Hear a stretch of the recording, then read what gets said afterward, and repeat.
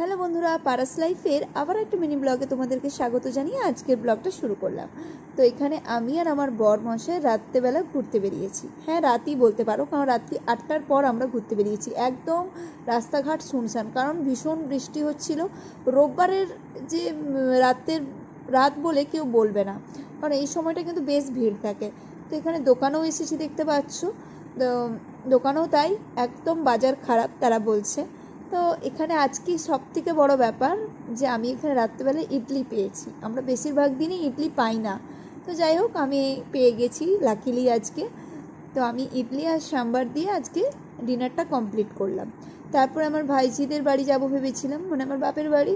তো সেখানে ভাইঝিরা অর্ডার করলো পিপি আসার সময় বিরিয়ানি নিয়ে আসবে, তাই আমি আর ও দুজনে মিলে গেলাম বিরিয়ানি কিনতে।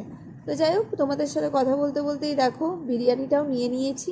তো বিরিয়ানি নিয়ে তারপরে চললাম বাড়ি, ওদেরকেও বিরিয়ানিটা দিয়ে একটু গল্প টল্প করে তারপর আমরা ফিরে আসলাম।